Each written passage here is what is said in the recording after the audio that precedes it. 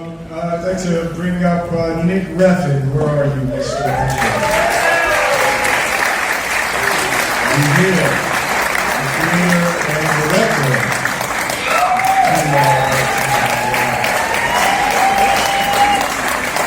Good evening, Maestro.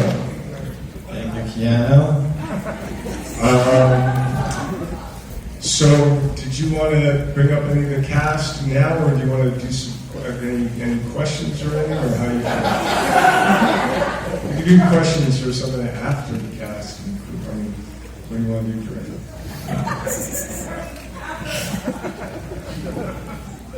Oh, I wait for a really long time to answer. Just preparing us. Well, I should probably say to the people who didn't work on the show. So what we're screening tonight here is what was shown at Cannes. So the show premiered at Cannes a couple of weeks ago, which was, to quote your president, the single most successful premiere at Cannes ever.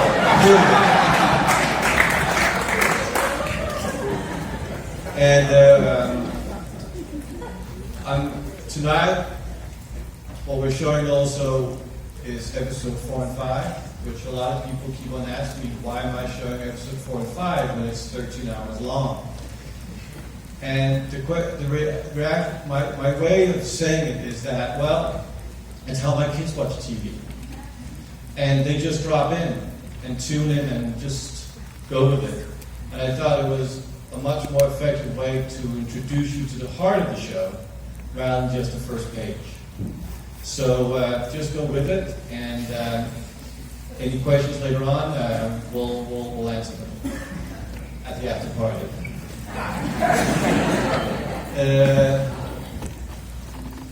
So I should probably start by,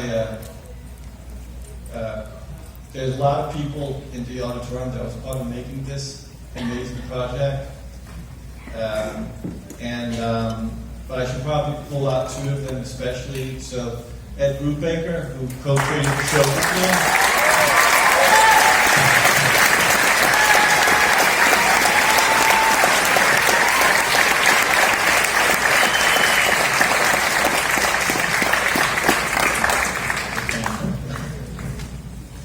Hi, Ed. Hi. Didn't know you were going to be here. It's all about me. It is. Are there any writers in the audience? Run. Run. Then we should also bring up our third partner, Halley. Halley Boss.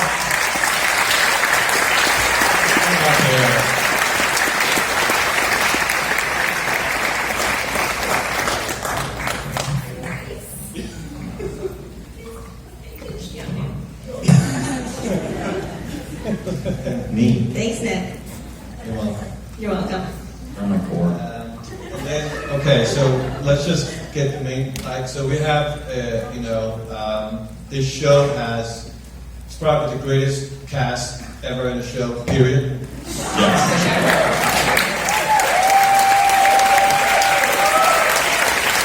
Let's pull them up one by one. So Miles Teller.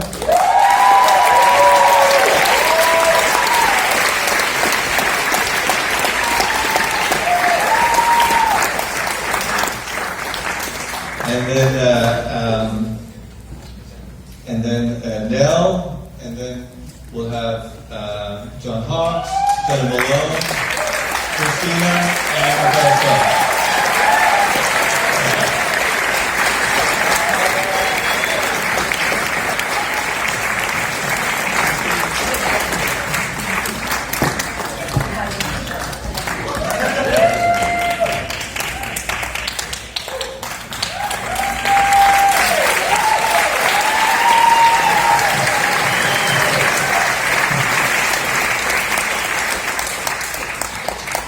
So this is what I look like as many people.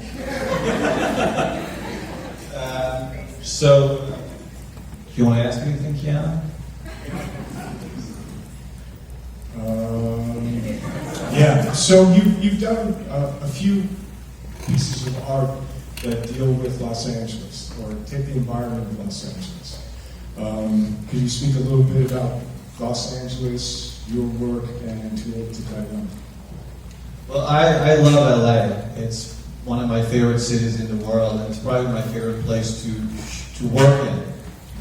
And yeah, and you know, I started with Drive, so I had the greatest first time sex with a city.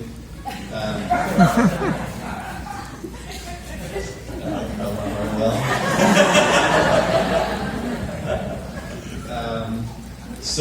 Then we did the Neon Demon, and then the idea was to come back, but this time, so I don't know how many of you guys know this, but my wife's biological father is Fritz Lang, the great German director, and yes.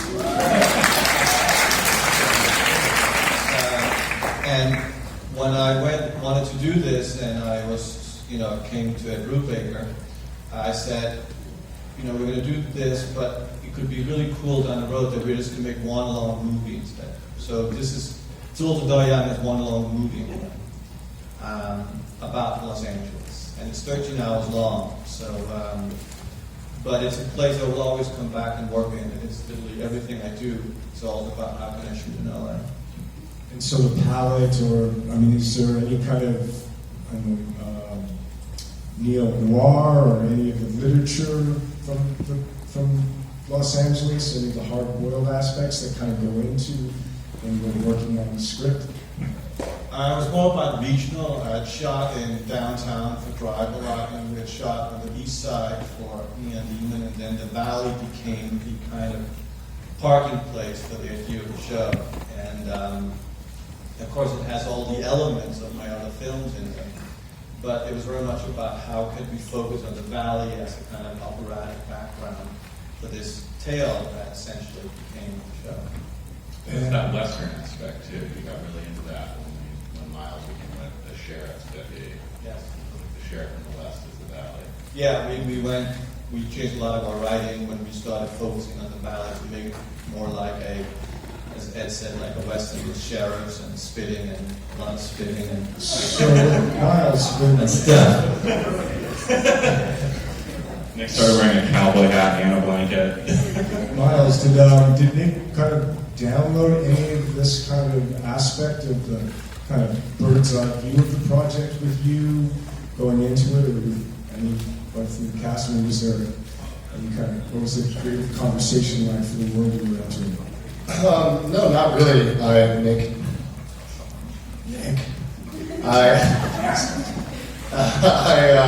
No, when I met with Nick, I think I had read the first episode.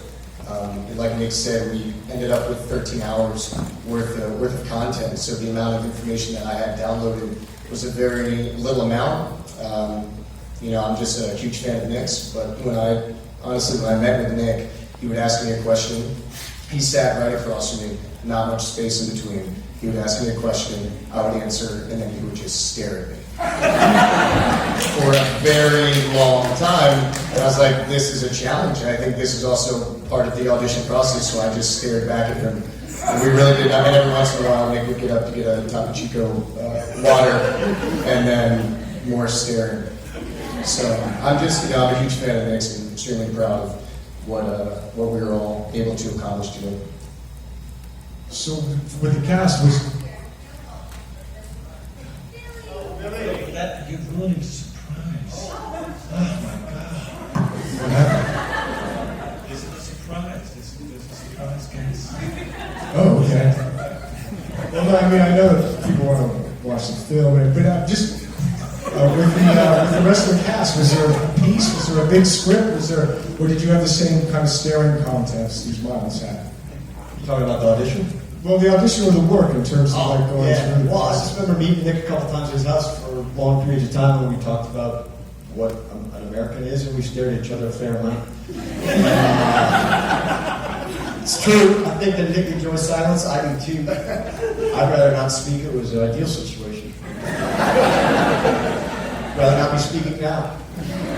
But anyways, as far as work, there's a thing that actors do where they say, my character wouldn't do that. And I realized with Nicolas Refn, your character might do anything. Work your complex human beings, and that was a really cool lesson. Thank you. Nick, pass them down.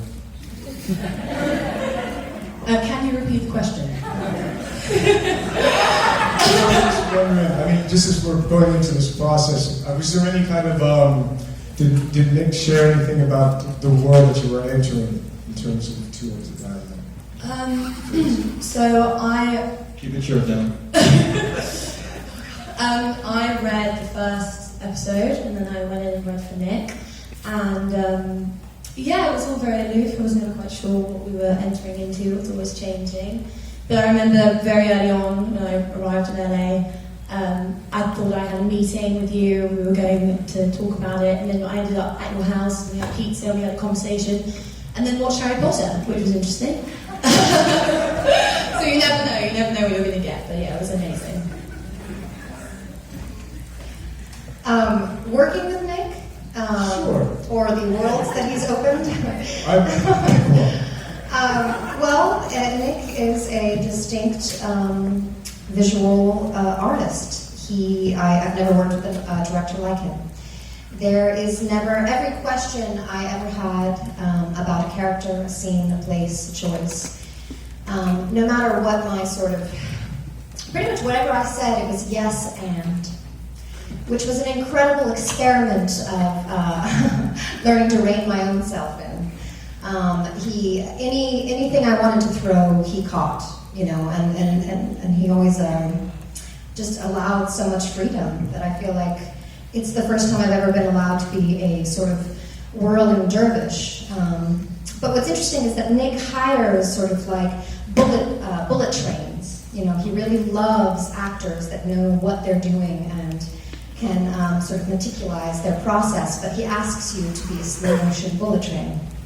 And in that process, it's highly enthralling and highly frustrating. But within that balance of being... Jena, there's a surprise. Yeah, but in that balance, it's like you find the most beautiful gifts, because no one's ever asked me to do such a thing with my machinery. So, amen, thank you.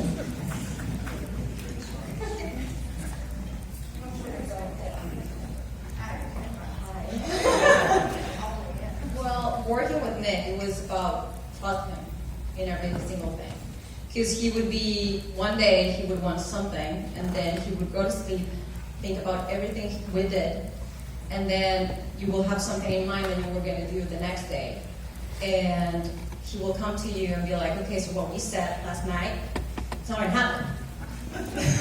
we're like, okay, what are you talking about? And he's like, yes, just trust me, okay? I'm like, okay. And they go, what are we going to do? We're going to do something better. And that's the great thing about Nick. Everything will be better and better every single day.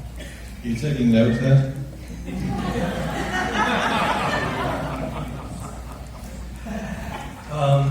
What was the question again?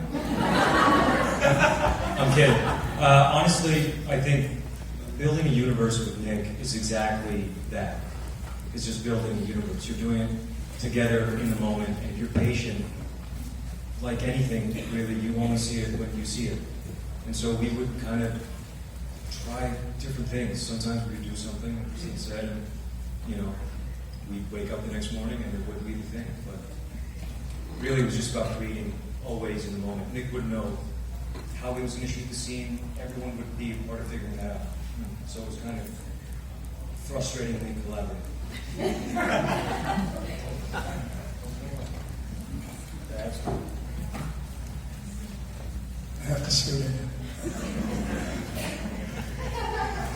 Yeah, so I second what everybody's saying. I found Nick to be extremely collaborative, empathetic. Like he sees actors and he trusts them and he appreciates the work they do, and the crew is like setting up their own thing and trying to help us, but of course in doing that they can make noise and all that, and Nick is very, very good about telling them, hey, shh, please, silence for the actors, and sometimes he would play some music, and I love using music for work, so the first time he did that, which was really from our first scene, from the first scene I did with Miles. I love the guy immediately, because he understands. And to me, it was a tremendous pleasure to work with him. Okay. Thank you. Thank you very much. Thank you to the Waves cast. We did it together, so, I was just the eye candy.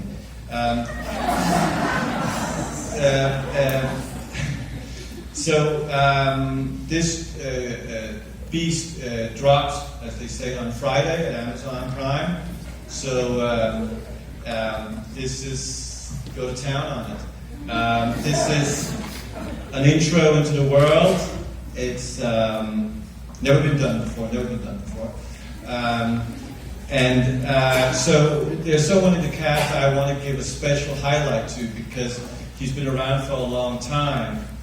And the reason he got hired was because in his audition tape, which I hadn't gotten to, my wife was like, "Is that Billy Baldwin?" And I was like, "Yeah." She goes, "I gotta watch this." And so we watched it and we laughed very, very hard. And I called Billy and I said, "That's amazing." So I think that it's time to give Billy Baldwin his respect. So when he comes up on stage, we should all really honor him. So Billy, why don't you come on up?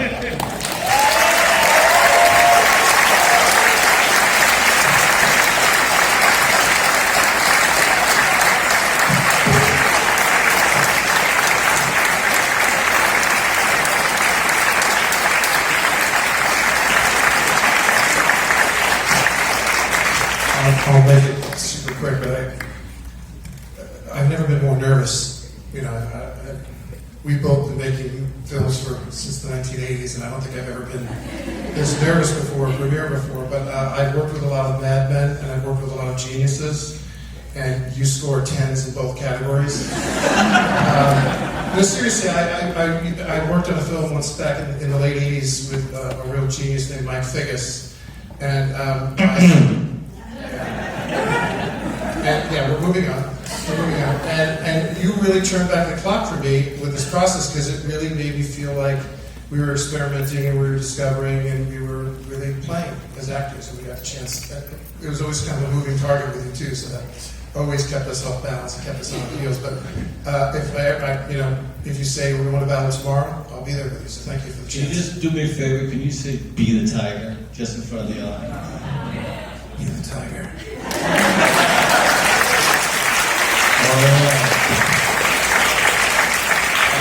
Too old to die young.